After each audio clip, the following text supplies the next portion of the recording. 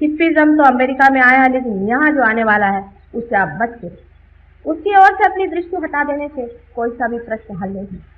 अगर आप वास्तविक अपने देश की उन्नति और देशों की भी भलाई के विचार से कभी भी सोचते हो तो ये सोच लीजिए कि सारे दारो मदार इन युवकों पर, इनको सहज योग से ही ठीक करना पड़ेगा। सहज योग माने परमात्मा का प्रेम, और ये सिर्फ वही कर सकता है जो स्वयं रियलाइज, जो स्वयं उस प्रेम से प्लावित हो और जिसके अंदर से शक्ति बह रही है, वही ये कार्य कर सकते हैं। जितने लोग सहज योग में पाएंगे वही लोग अंत में सारे सृष्टि पर निर्भर है। पर ऐसे हैं कि बड़े कठिनाई से, आपको आश्चर्य होगा, 5 साल बहुत मेहनत करने के बाद बंबई में असल में जिसको कहना चाहिए रियलाइज 1000 आदमी है।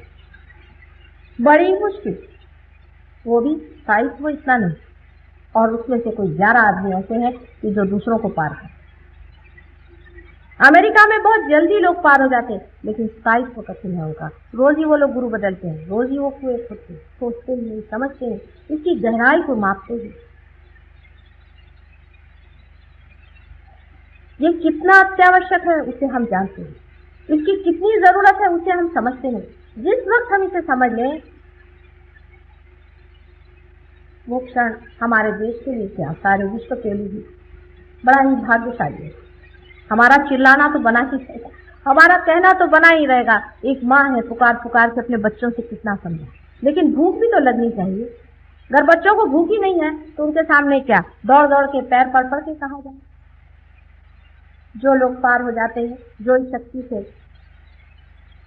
परिपूर्ण हो जाते हैं, उनको कोई भी बीमारी नहीं आती, और आने पर भी वो उसे ठीक कर सकते हैं, क्योंकि ये ज्ञान भी न दिया जा सकता कि इस बीमारी को इस शक्ति से कैसे किया। आपके हाथ में से धीरे धीरे बहने वाली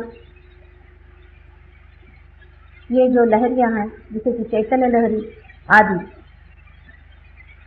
बहुत पहले से कहा गया, आदि शंकराचार्य ने भी अपनी किताबों में लिखा हुआ है, लेकिन उनको आजकल पढ़ता कौन।